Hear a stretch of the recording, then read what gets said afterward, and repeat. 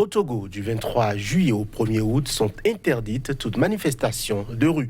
Une décision prise par le ministre en charge de la sécurité et de la protection civile et qui ravive dans la mémoire collective la persistance de la crise politique depuis plus de 10 mois. Comme raison avancée par les autorités, les rencontres internationales prévues pour se dérouler dans la capitale togolaise. En effet, Lomé abrite les 30 et 31 juillet d'importantes rencontres avec le sommet conjoint CEAC-CEDEAO, la réunion des chefs d'État et de gouvernement de l'UEMOA et la conférence des chefs d'État et de gouvernement de la CEDEAO. Mais les Togolais attendent beaucoup de la conférence des chefs d'État de la sous-région qui devrait, selon toute vraisemblance, se prononcer sur la crise politique qui secoue le pays et faire des recommandations pour faire bouger les lignes. Des délégations des deux partis étaient d'ailleurs en voyage, notamment auprès du président Nana Akufo-Addo du Ghana, facilitateur du dialogue politique entre pouvoir et opposition togolaise. Et quelles sont les attentes du peuple togolais de ces conclaves d'envergure? Quel est le point à ce jour des discussions entre pouvoir et opposition sous l'égide des facilitateurs ghanéens et guinéens? Pourquoi avoir choisi d'interdire des manifestations alors que l'opposition avait exigé et semble-t-il obtenu de s'exprimer librement? Quel est le point à ce jour des mesures de décrispation politique? À toutes ces questions et à bien d'autres, nous essaierons de trouver des réponses venant de deux personnes au cœur de la crise puisque journalistes et web activistes. Togo, conférence des chefs d'État et de gouvernement de la CEDEAO. Pour quelles issues à la crise politique? C'est le thème retenu pour ce numéro de votre émission Angle de vue. À toutes et à tous, bonjour et bienvenue. Place au débat, on revient juste après l'intermède.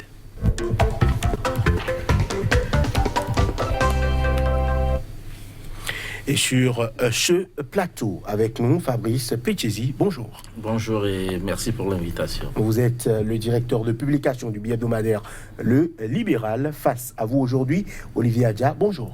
Bonjour et merci aussi pour l'invitation. Vous êtes administrateur du site Afrique Presse Info. Messieurs, un plaisir de vous avoir sur ce plateau de Angle de vue. Nous parlons de la crise togolaise et des discussions qui devront, pourquoi pas, prendre place et pourquoi pas des pistes de solutions qui seront issues de la conférence des chefs d'État et de gouvernement de la CEDEAO. Ma première question est pour vous, Olivier Adja. Est-ce qu'on pouvait prédire à ses débuts que la crise togolaise allait durer bientôt 1 an? Non, pas du tout. On ne pouvait pas prédire au 19 août que cette crise allait durer 1 an, puisque au lendemain immédiatement de la crise, les deux parties avaient, en tout cas, s'étaient rapprochés pour se parler et puis trouver une solution donc à cette crise. Et malheureusement, ça fait pratiquement 1 an. Et cette crise dure et c'est difficile de comprendre puisque les populations sont asphyxiées, surtout sur le plan économique. Je vous assure que le Togolais lambda n'arrive pas à s'en sortir. Voilà. Quel est le point à ce jour, Pechesi, des mesures de décrispation politique? Oui, je crois que oui, c'est vrai que la crise a démarré le 19 août avec une manifestation organisée par le PNP de Tikpi à Tchadam. Et c'est vrai que ces derniers mois, ou je dirais ces dernières semaines, la crise, elle existe bel et bien, mais elle n'a pas la même intensité que ce qu'on a eu en 2017, où il y a eu de violentes manifestations qui ont entraîné beaucoup de victimes, des morts et des dégâts matériels également. Mais qu'à cela ne tienne, on peut considérer que la crise demeure dans la mesure où on n'a pas encore trouvé une solution par rapport aux revendications de l'opposition, notamment la coalition des 14 partis politiques. Alors, les réticences, c'est quoi aujourd'hui? C'est vrai qu'au départ, avant le 19, il y avait quand même des manifestations pour demander à ce qu'on aille à des réformes.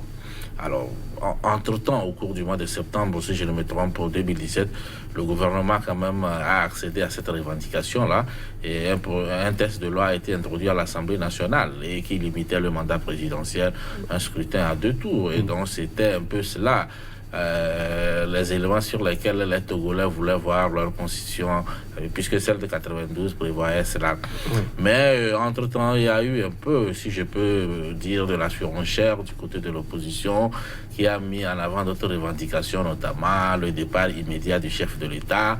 Alors ça a évolué. Aujourd'hui, on parle plutôt de sa candidature en 2020. Je crois que c'est le principal élément qui fait que jusqu'à aujourd'hui, malgré le dialogue qui a été ouvert, les deux parties n'ont pas réussi à trouver un terrain d'entente.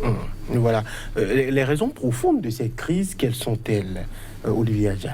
Non, les raisons profondes, elles sont à chercher donc, dans les années antérieures, 20 ans avant, avec le soulèvement populaire et le vent de la démocratie, ou bien ce qu'on appelle le vent de l'Est, et ensuite donc l'aspiration donc à un certain nombre d'évolutions au niveau du pays.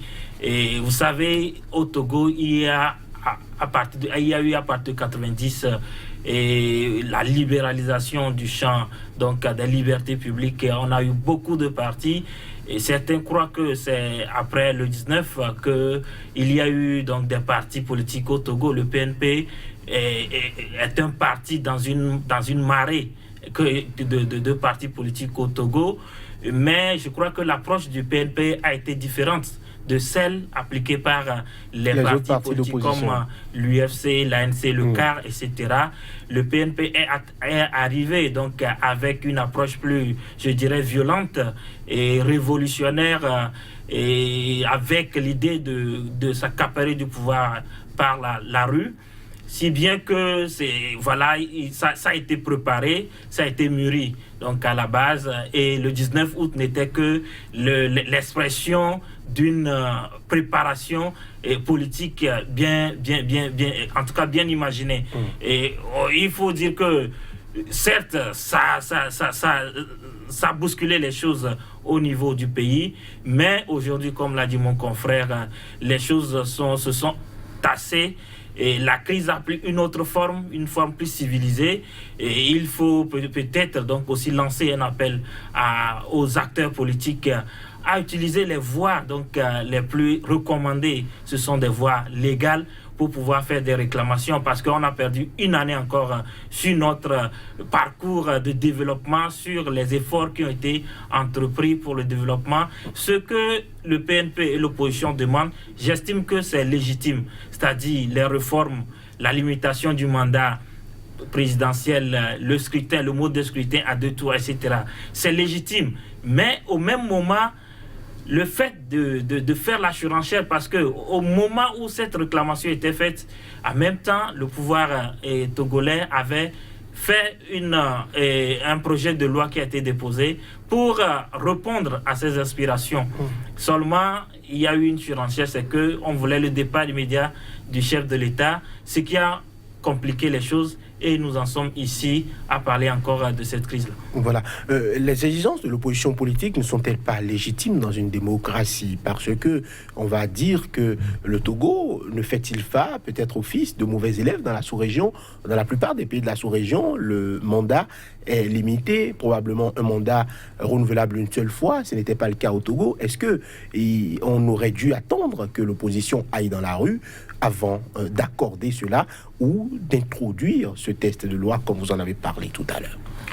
Oui, je crois que aujourd'hui, en réalité, les réformes devaient être faites depuis le 2006 avec la signature de l'accord politique global. Alors aujourd'hui, que ce soit du côté du pouvoir comme de l'opposition, on se rejette les torts qui est à l'origine du blocage. Et le pouvoir estime que c'est l'opposition qui n'a pas respecté ce qui devrait être fait au lendemain du 19 août, alors que du côté de l'opposition, on estime que c'est le gouvernement qui n'a pas balisé la voie à des réformes. Et donc, effectivement, ça a traîné. Si on aurait pu avoir ces réformes-là depuis, s'il n'y avait pas eu une mésentente entre le pouvoir et l'opposition au lendemain de la signature de l'accord politique global. Alors maintenant, le Togo, mauvais élève de la sous-région, je crois que dans une situation démocratique, tout est question de test. Alors, la particularité du Togo, parce que sur le continent, le débat qu'il y a, c'est les tentatives à modifier les constitutions pour s'éterniser au pouvoir. Alors qu'au Togo, la Constitution, c'est vrai que celle de 1992 avait mis un verrou, mais le verrou a été sauté légalement par les députés, même s'ils étaient à forte coloration proche du pouvoir. Et ce n'était pas le chef de l'État actuel qui était au pouvoir au moment où on modifiait cette Constitution. Alors, entre-temps, effectivement, il y a eu des sondages quand même. On a senti que les Togolais voulaient que leur Constitution ressemble à beaucoup d'autres, celle du Bénin, et bon, avec une limitation de mandat. Et ça traînait. Le jeu politique était là jusqu'à ce qu'on en arrive au 19. Maintenant, lorsque la marche du 19 et l'action du PNP entraient en jeu, je crois que tout ce que l'opposition réclamait, notamment l'ANC qui était le principal parti de l'opposition et qui l'est toujours en fonction du nombre de députés au Parlement, parlait de réformes. Même le 1er août, je crois, en tout cas, ou le 3 août, en début du mois d'août 2017, il y a une marche de l'ANC, l'Alliance nationale pour le changement, pour parler de réformes, de la limitation des mandats et autres. Alors, lorsque le PNP est entré en jeu, c'est là je disais qu'on a mis la barre là, on ne parlait plus de simples réformes, limitation de mandat, mais on parlait du départ immédiat du chef de l'État parce que bon, il y avait une certaine ferveur avec les manifestations qui prenaient.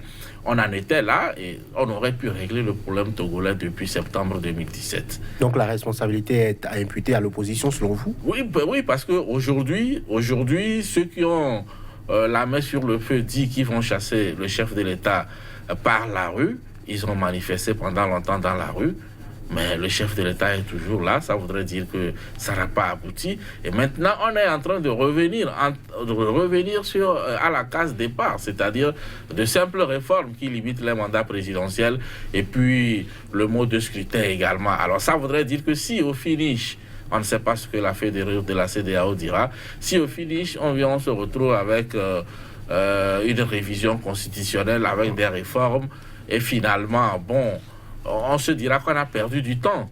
Parce qu'il aurait fallu peut-être accepter ces réformes-là déjà en septembre au niveau du Parlement. Aujourd'hui, on serait appelé à faire autre chose. Alors, puisque les manifestations se sont essoufflées, et c'est pour cela que je vous disais également en début d'émission que c'est vrai, la crise, elle existe encore, mais les manifestations qui étaient le piment même de cette crise-là, ça s'est essoufflé, l'opposition n'arrive plus à mobiliser comme elle le faisait déjà depuis août 2017. Donc ça voudrait dire que l'option de la rue, pour l'instant, n'a pas en tout cas permis d'avoir un résultat probant. Et donc au finish, on risque de se limiter aux réformes qu'on aura, ce que le peuple togolais souhaite. Mais maintenant, quant à la candidature du chef de l'État, ça dépendra de ce qu'on aura comme réforme. Et les institutions fonctionnent au Togo. Il reviendra à la Cour constitutionnelle de dire tel peut être candidat, tel ne peut pas être candidat, et ça ne nous appartient pas de décider à ce niveau. Voilà, mais l'opposition dénonce aussi la partialité de toutes ces institutions-là. Olivier Adja, je voudrais vous demander, est-ce que ce n'est pas plutôt le non-respect de certains préalables de la part du régime en place, notamment les mesures de décrispation politique, la libération des prisonniers politiques? Récemment, le point qui a été fait par l'opposition, c'était qu'il n'y avait que peut-être une dizaine de personnes arrêtées qui ont été libérées. Est-ce que ce n'est pas plutôt la franche volonté du régime, du président, d'aller à ces mesures de décrispation-là, qui a aussi fait perdurer la crise? Parce que quand le président Ghané Nana Akufo-Addo est arrivé, quand on a ouvert les discussions, on aurait pu aller au pas de charge, parce que tout le monde avait confiance en ce facilitateur-là, toutes les parties étaient au dialogue, mais les mesures n'ont pas forcément suivi. Qu'est-ce qui peut expliquer le fait que ces mesures-là n'aient pas suffisamment été mises en avant par le régime? Non, nous qui sommes sur le terrain, nous sommes plus aptes à apprécier ce qui se fait sur le terrain. Et j'estime que ceux qui sont loin, donc hors du pays, ont une vision parfois un peu fausse de la situation. Parce que, oui, il y a eu des mesures, ou en tout cas des revendications de l'opposition pour pouvoir démarrer le dialogue. Et ce sont des préalables que le pouvoir togolais devrait donc accomplir. Et il y a parmi ces préalables la libération donc de prisonniers politiques. Les prisonniers politiques et un certain nombre de revendications. Et bizarrement, il y a eu une partie donc des prisonniers politiques qui ont été libérés. Bon, des prisonniers, c'est-à-dire des manifestants en fait, qui ont été arrêtés sur le terrain. Ce sont ces personnes-là que l'opposition appelle les prisonniers politiques. Mais ce qu'on ne dit pas assez, il y a aussi la libération d'un groupe de personnes qui n'avaient rien à voir avec les manifestations. Vous comprenez? Et c'est là que je dis que c'est nous qui sommes sur le terrain, nous arrivons à appréhender les choses et à mieux les analyser. Parce qu'il y a eu des personnes qui sont impliquées ou qui ont été arrêtées dans le cadre de l'incendie des grands marchés de Lomé et de Kara, et en 2012. Et c'est une affaire qui n'avait rien à voir avec la question des manifestations ni la question politique. Mais ces personnes ont été associées au lot donc, des personnes libérées. Et il faut dire aussi que l'opposition a fait acte en ce moment de bonne foi, parce que elle aussi a accepté de mettre, donc entre guillemets, entre parenthèses, ces manifestations afin de permettre un déroulement et voilà donc harmonieux du dialogue. Donc voilà les efforts qui ont été faits de part et d'autre. Mais ce qui a bloqué essentiellement le dialogue et qui a fait retarder l'évolution donc de la crise togolaise, c'est simplement une question de sémantique en fait. Comment donc? Parce que notre constitution de 92, et il y a eu les articles 58, je crois 59 et 60, et l'un de ces articles-là parlait de la limitation du mandat et disait qu'en aucun cas nul ne peut faire donc plus de deux mandats. Donc une partie de ceux-là qui sont au dialogue se sont arc-boutés sur cette phrase de en aucun cas, pensant ou bien demandant à ce qu'en 2020, le chef de l'État actuel ne se présente plus. Donc, ce qui a créé une tension dans cette salle et a fait capoter les choses. Sinon, j'estime que le dialogue allait aboutir en moins de 2 ou 3 jours. C'est-à-dire les débuts, tout était mis en œuvre pour que les acteurs puissent s'entendre.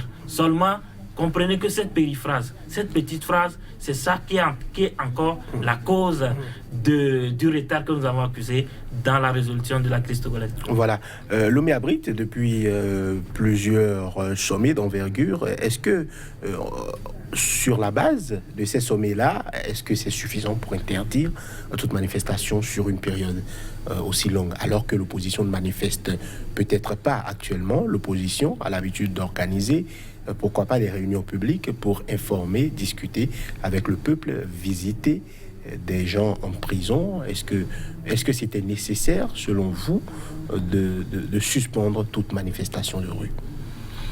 Oui, mais je crois qu'aujourd'hui, le sommet de la CEDEAO, c'est une rencontre internationale.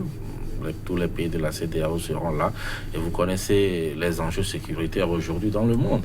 Alors, il faudrait faire de telle sorte qu'il n'y ait pas c'est-à-dire qu'il n'y ait pas d'erreur, des failles au niveau sécuritaire. Donc, moi, je crois que, comme ça se passe dans d'autres pays également, chaque État s'organise à sa manière pour garantir la sécurité à ceux qui viendront. Ce n'est pas forcément par rapport aux politiques qu'on a interdit ces manifestations-là, puisque bien avant l'interdiction, l'opposition, la coalition a sillonné le pays et est allée dans plusieurs villes où elle a organisé des meetings. Donc, c'est juste quelques jours. Et juste après ces jours-là, les manifestations pourraient reprendre. Moi, j'ai eu la chance de participer au dernier sommet, à l'avant-dernier, en tout cas celui de Monrovia. Je vous avoue que c'est l'Israël qui était carrément dans tous les coins pour faire la sécurité. Et les conditions de vie étaient autres qu'un jour ordinaire. Donc, je ne dis pas forcément que c'est ce qu'il faut, mais je ne suis pas de l'appareil sécuritaire. Il revient à ceux qui maîtrisent la sécurité de savoir quelles sont les conditions qui peuvent nous permettre de mieux garantir la sécurité à tous ceux qui arrivent. Sinon, l'objectif, c'est pas vraiment par rapport aux activités politiques. Ils ont tout le temps de faire les manifestations, comme je le disais, ils en ont d'ailleurs fait ces derniers jours. Et donc, pour ce temps-là, quand même, il faudra une certaine quiétude pour vraiment garantir la sécurité, parce que c'est important. Nous n'avons pas fini avec les questions du terrorisme dans la sous-région. Et aujourd'hui, ça peut être des occasions où les gens peuvent également profiter. Et donc, pour plus de sérénité, je crois que je ne défends pas cette idée, mais quand on parle sécurité, même quand vous avez votre agent de sécurité à votre entrée qui vous demande certaines conditions pour mieux faire son travail, vous ne pouvez qu'accéder à cela. Et donc, ça n'a pas vraiment, ce n'est pas une envie de museler l'opposition, c'est juste pour garantir la sécurité. Ils ont toute l'occasion de faire leur manifestation. Non, mais j'aimerais quand même rebondir sur cette question en disant que le ministre de la Sécurité et de la Protection civile a fait une sortie médiatique il y a 2 jours de cela pour expliquer d'abord les raisons qui ont motivé donc cette décision, et il a dit que en réalité l'interdiction de manifestation c'est d'abord pour mettre l'organisation de ce sommet dans de bonnes conditions d'abord, mais ça va se limiter seulement dans la partie de Lomé, c'est-à-dire on peut manifester au même moment à Dapaon, à Sinkassé ou à n'importe quel lieu, à Tapamé, Tchévier, partout, on peut manifester, sauf Lomé. Et personnellement, en tant que journaliste, j'ai du mal donc à comprendre cela, à l'accepter. Parce qu'on se dit qu'on est dans un État démocratique, et voilà, donc il y a la Constitution qui donne la liberté à chacun de manifester comme bon le semble, dans le cadre, en respectant bien sûr les conditions édictées par la loi, mais au même moment sous d'autres cieux. En Afrique, bien sûr aussi, on voit donc que des États interdisent des manifestations pour ces occasions. Certains ne l'interdisent pas. Quand on va aux États-Unis ou dans les grandes démocraties, et quand il y a de ces sommets, les gens veulent manifester. Parfois, ils sont confinés dans des lieux ou dans des places, donc ils sont éloignés des lieux de rassemblement. Donc voilà entre autres peut-être solutions qu'on pourrait trouver. Mais chaque pays a ses réalités, chaque pays donc a ses conditions. Mon confrère l'a dit, c'est que nous sommes dans une région où il y a l'insécurité, il y a des menaces. Et puis, quand vous voyez, ce n'est pas seulement la CEDEAO qui se rencontre, il y a aussi les États, les chefs d'État de la CEAC, c'est-à-dire de l'Afrique centrale, qui arrivent au même moment pour un sommet avec la CEDEAO. Donc, ce n'est pas 2 ou 3 ou 5 chefs d'État, c'est une vingtaine qui vont arriver à Lomé. Et leur sécurité, je crois que ça surpasse toute considération. Voilà, votre avis est clair. L'opposition a quand même un autre avis. Brigitte Adiamango-Johnson estime qu'on ne peut interdire un droit constitutionnel pour une réunion internationale. Est-ce que ce n'est pas un avis qui est aussi valable? Oui, bon, l'avis est valable. Mon confrère l'a dit tout à l'heure. C'est l'appréciation que chacun fait. Dans certains pays, compte tenu peut-être des informations que les uns et les autres ont, ils peuvent décider de ne pas autoriser les manifestations. Mais ce qui est sûr, on a une loi sur les manifestations publiques au Togo. Et en fonction de cette loi, avant de manifester, la municipalité ou le ministère de l'administration territoriale, ce n'est pas une autorité, mais vous donne votre avis. Si votre manifestation risque de créer des dangers pour les populations, ou alors on peut vous demander de surseoir à cette manifestation. Ce n'est pas une interdiction, mais c'est une manière d'amener les organisateurs à prendre en compte certaines réalités par rapport aux dangers que cela peut présenter. Tout dernièrement, on a vu, je vais faire un parallèle avec la Russie, on a organisé la Coupe du Monde. Les hooligans, on les a mis à des kilomètres pour éviter tout débordement. Donc chaque pays, pour une rencontre, de toutes les façons, quand il y a une rencontre internationale dans une ville, les habitudes ne sont pas forcément les mêmes. La sécurité, le degré de sécurité est revu à la hausse et tout cela. Maintenant, je crois qu'au niveau du Togo, c'est que nous traversons une crise. C'est ça qui fait l'amalgame, et ça donne l'impression comme si...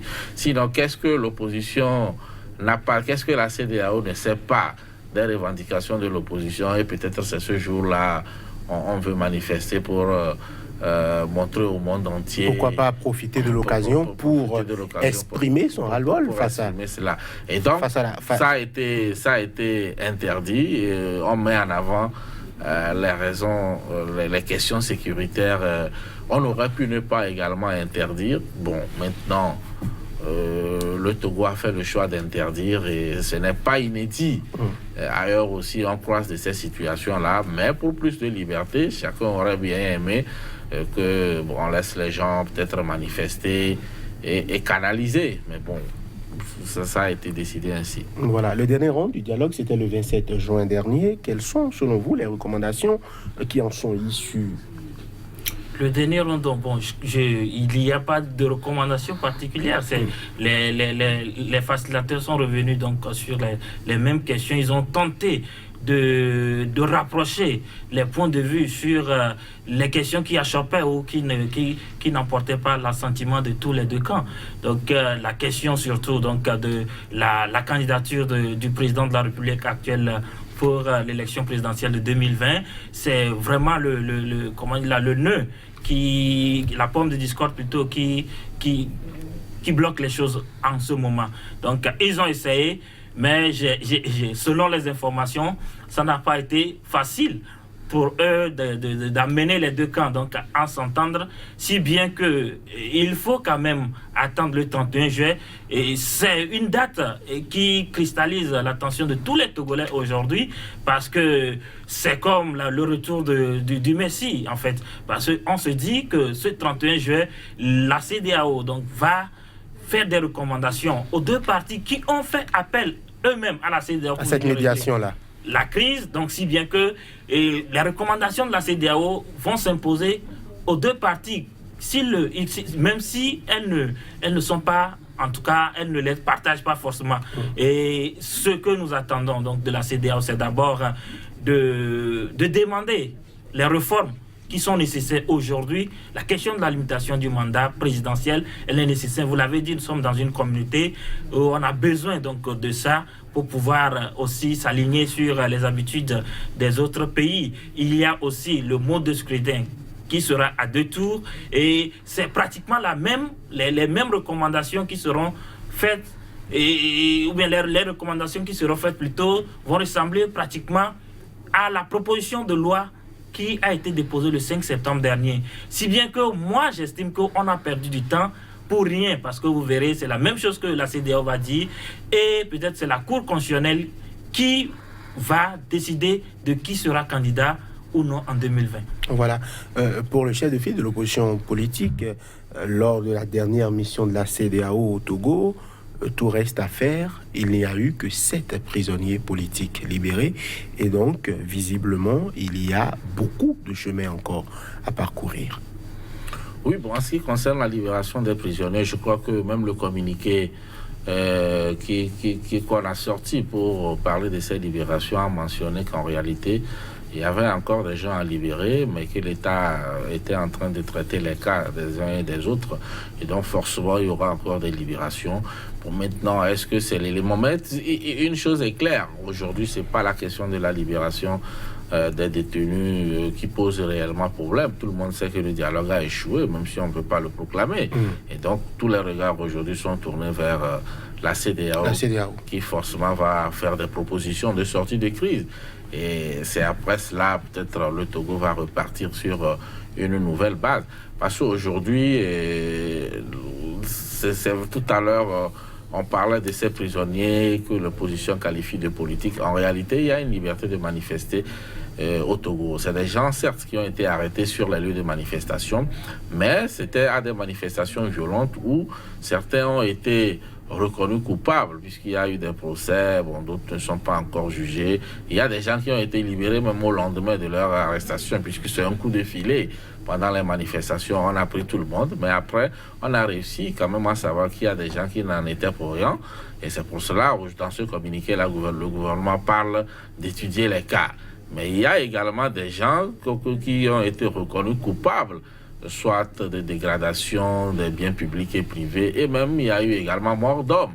Et donc je crois que sur des cas pareils, ça va pas être on va pas quelqu'un qui a à l'origine, par exemple, d'un meurtre durant une manifestation qui a été reconnu ainsi, sa libération ne se fera pas de la même manière que celui qui a cassé un feu rouge. Et donc le gouvernement l'a précisé, le gouvernement n'a pas dit que tout le monde a été libéré, mais ils disent qu'il y a encore des gens mais qui sont en train de traiter pour voir dans quelle mesure ils peuvent également recouvrer cette liberté qui doit contribuer à un apaisement. Voilà, je reste avec vous, Fabrice Pétiesi. Le vrai point d'achoppement entre les deux parties, on sait, c'est la question du retour pur et simple à la Constitution de 1992. C'est ce qu'exige l'opposition, ce que refuse le régime du président Faure Gnassingbé, ce qui devrait, selon l'opposition, disqualifier donc le président pour la prochaine présidentielle de 2020. Quelle proposition feriez-vous, Fabrice Pétiesi, pour un consensus? Parce que, visiblement, c'est la vraie question épineuse. Oui, je crois qu'en ce qui concerne le retour à la Constitution de 1992, il y a aussi un autre débat que les juristes togolais n'ont pas réussi à nous fournir la meilleure formule. Comment on retourne à cette Constitution? Je crois que ça fait l'objet d'un grand débat. Et à un moment donné, l'opposition n'a plus tellement mis en avant cette préoccupation de retour pur et simple à la Constitution de 1992. Ça, c'est l'élément que le PNP a apporté. Tout le monde s'était aligné derrière, mais à un moment donné, avec un peu de recul, certains ont compris quand même que pour le mécanisme qui peut permettre de revenir à cette Constitution-là, ce n'est pas... c'est de la mer à boire. Et finalement, je crois qu'aujourd'hui, on exprime clairement du côté de l'opposition, c'est la question de la candidature du chef de l'État. À la présidentielle 2020. À 2020, puisqu'ils sont d'accord qu'il finisse son mandat, bon, même si ce n'est pas eux qui dictent la conduite à tenir. Aujourd'hui, on ne parle plus du départ immédiat du chef de l'État, ce qui avait été dit auparavant. On parle plutôt de donner des garanties qu'il ne sera pas candidat en 2020. Et c'est pour cela certains sont allés sur le terrain d'une transition politique où le chef de l'État va se limiter seulement à inaugurer les chrysanthèmes. Et puis bon, la transition qui va faire ses réformes et tout cela jusqu'aux élections de 2020. Mais non, tout dépendra des réformes qu'on aura. Moi, je suis partant pour une limitation de mandat. Je suis partant pour un mode de scrutin à 2 tours, qui, comme on le dit, il est plus démocratique que tous les autres. Parce que s'il fallait un tour, aujourd'hui, Gbagbo serait président en Côte d'Ivoire. Donc, naturellement, pour plus de démocratie, il faut un scrutin à 2 tours. Maintenant, en ce qui concerne les candidatures, je crois qu'il y a 2 niveaux. Il y a d'abord la volonté de Faure Gnassingbé lui-même. Sera-t-il candidat ou pas? C'est lui seul aujourd'hui qui a la réponse. Maintenant, après cela, il y a un autre palier. Il faut que son parti politique l'autorise également à être candidat. Ça va passer comme lettre à la poste. Je n'en sais rien. Je sais que précédemment, c'était passé comme une lettre à la poste. C'est difficile d'estimer qu'un chef de l'État en fonction puisse perdre le soutien de son parti. Justement, donc ça, c'est une cuisine interne à unir. Et je suis d'accord avec toi parce qu'on sent quand même qu'il a encore le soutien des cadres de unir de ses militants. Et maintenant, après cela, il y a aussi un autre... S'il décide d'être candidat et que son parti accepte que c'est lui le candidat, il y a une autre paire de manches. C'est pas parce qu'il a décidé qu'il est candidat qu'il passe tout de suite. Je crois qu'il y a quand même une jurisprudence sous-régionale à partir de laquelle on peut s'inspirer. Il y a eu le cas au Sénégal où les Sénégalais ont bataillé dur sur la candidature d'Abdoulaye Wade, mais finalement il a été battu. Et donc je crois que si Faure décide d'être candidat et que son parti l'accepte également, l'introduise comme candidat du parti UNIR, ce qui reste à l'opposition à faire, c'est de s'organiser à gagner les élections. Maintenant, on me dira, oui, le scrutin n'est pas transparent et autres. Et moi, je crois qu'au lieu de parler de la candidature de Faure Gnassingbé dans le dialogue, il vaudrait mieux peut-être chercher les éléments qui peuvent contribuer à rendre le scrutin très transparent. On peut solliciter l'apport extérieur. D'abord, il y a l'un des facilitateurs, le Guinéen Alpha Condé. Je crois que c'est comme ça il est arrivé au pouvoir. Il était de l'opposition. Il a fallu que les élections soient organisées supervisé par l'international pour qu'on parle de crédibilité du scrutin. Donc aujourd'hui, c'est pour cela que je dis, en tout cas, moi personnellement, j'ai l'impression que ça fait un peu une perte de temps quand on se focalise sur la candidature de Faure Gnassingbé. Il vaut mieux mettre toutes les énergies à avoir un scrutin transparent, c'est-à-dire et prendre seulement l'hypothèse qu'il sera candidat et comment le battre, plutôt que d'espérer un quelconque miracle de la part de Faure Gnassingbé qui dira je ne serai pas candidat en 2020, ou alors son parti qui dira non, ça ne serait pas lui. Moi, je crois que du côté de l'opposition, il faut plutôt privilégier l'hypothèse de il sera candidat, mais cette fois-ci, comment s'organiser pour avoir un scrutin transparent si on estimait que les précédents n'étaient pas transparents, et comment faire pour le battre dans les urnes, comme on l'a eu dans d'autres pays. Voilà.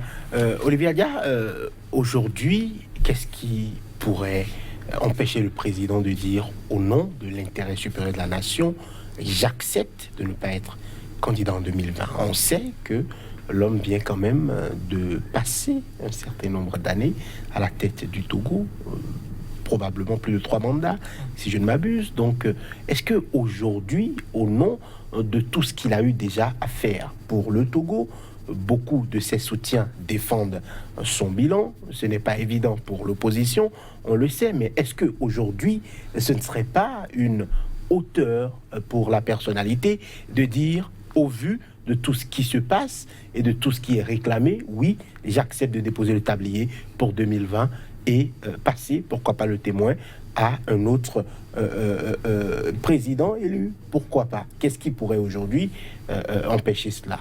Oui, non, mais c'est faire appel à sa volonté personnelle. Et ça, c'est une décision qui est subjective, hein, donc à lui. Et rien ne l'empêche donc de le faire. Mais rien aussi n'empêche ses adversaires d'accepter qu'il se représente en 2020, comme l'a dit mon confrère, pour s'organiser et le battre. Mais moi, j'aime plutôt débat sur les questions, et en tout cas sur les lois, sur la base des lois, en fait. Qu'est-ce que, si rien n'empêche Faure Gnassingbé aujourd'hui de déclarer qu'il ne va plus se représenter, et rien ne l'empêche aussi de déclarer qu'il va se représenter, puisque notre loi fondamentale, la Constitution, ne limite pas les mandats aujourd'hui. Certes, je l'ai dit déjà que c'est l'idéal, c'est qu'on arrive donc à limiter les mandats pour être aux normes donc internationales. Mais ce que l'opposition dit, je ne vous arrête pas Olivier Adia, c'est que si on rentre dans une nouvelle constitution, le président est encore peut candidater par 2 fois, ce qui pourrait techniquement l'envoyer comme toujours président du Togo jusqu'en 2030. Est-ce que ce n'est pas légitime de demander? C'est légitime ce qu'ils disent, et c'est humain en fait. Mais n'oubliez pas qu'on dit que dura lex sed lex, c'est-à-dire la loi est difficile, la loi est dure, mais c'est la loi en fait. Vous savez, nous avons une loi donc qui n'interdit pas au président Faure Gnassingbé de se présenter.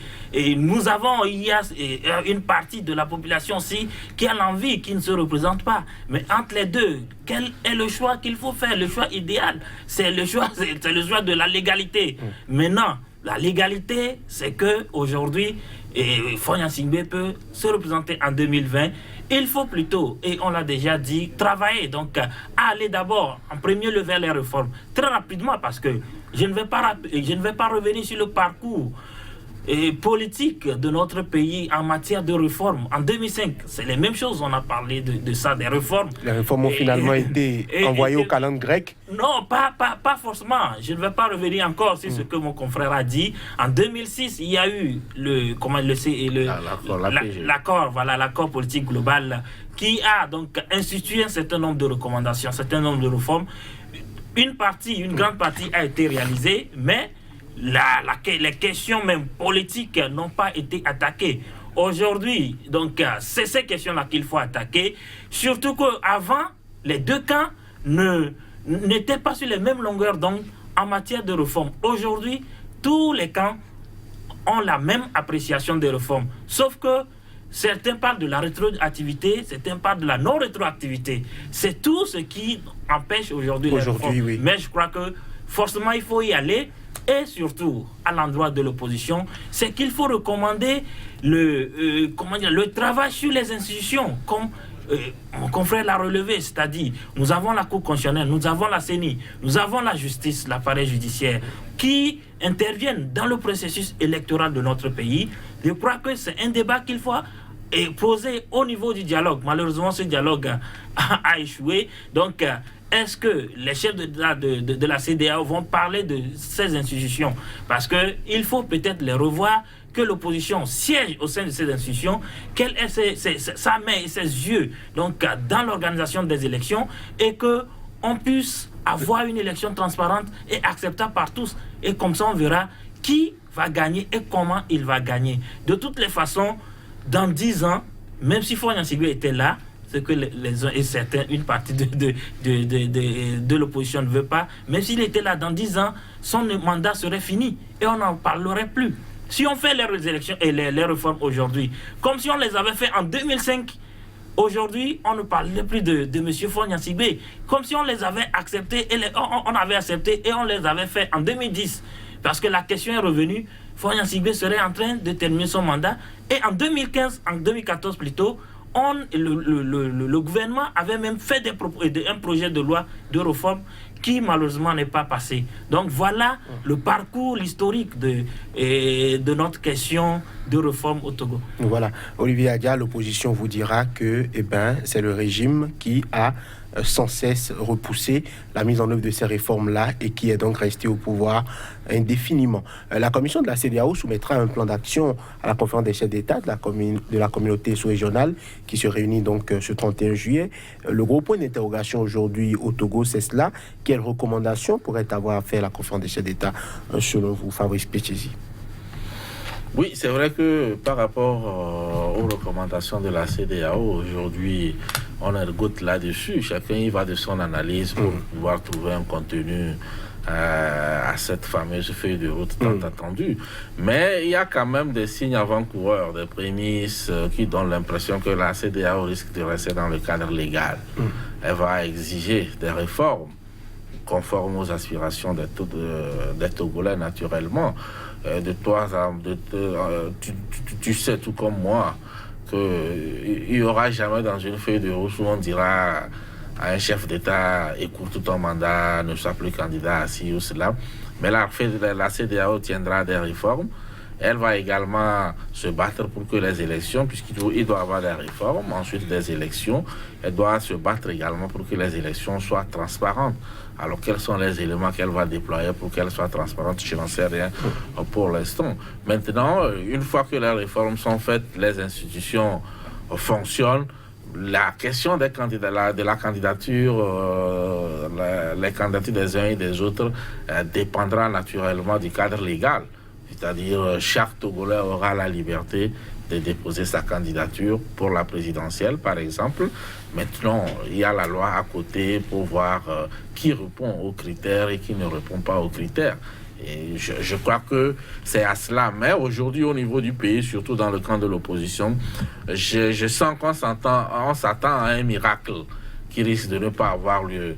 Un truc du genre, voilà, dans une feuille où ce sera libellé que Faure Gnassingbé doit se retirer en 2020, il n'y aura jamais ça. Même si ça peut, dans les coulisses, ça peut se discuter dans les coulisses, en sourdine, sur le plan diplomatique, il n'y aura jamais rien d'officiel comme cela. Et donc, en conclusion, c'est une montagne qui risque d'accoucher d'une souris en ce qui concerne la situation politique togolaise analysée par la CEDEAO. Voilà. Pour une sortie pacifique de la crise, 7 organisations de la société civile ont fait des propositions. On parle de libérer toutes les personnes détenues, on parle de faire preuve de retenue, on parle de tolérance et de respect de l'autre, on parle de veiller au respect des droits humains. On a l'impression que au Togo, ce n'est pas réellement ce qui devrait être. Est-ce que aujourd'hui, pour la paix et pour la stabilité dans la sous-région, un consensus qui satisfait toutes les parties n'est pas une priorité absolue? C'est absolument une priorité de toutes les façons. Mais vous avez dit qu'il satisfasse toutes les parties, c'est-à-dire aussi bien ceux qui sont au pouvoir que ceux qui sont dans l'opposition. Et c'est très important parce qu'il faut prendre en compte les aspirations et le point de vue de tout le monde et pouvoir faire, faire un alliage donc, de toutes ces aspirations pour nous donner quelque chose que tout le monde peut accepter. Parce que demander au chef de l'État d'écourter son mandat, je crois que de toute la façon, ce serait un précédent dangereux pour la sous-région en général, mais aussi pour le pays, parce que on risque d'avoir une résurgence de grands aventuriers et qui peut-être ne sont pas meilleurs que celui qui dirige aujourd'hui le pays. Parce que ce n'est pas sûr qu'on puisse maîtriser donc cette aventure-là.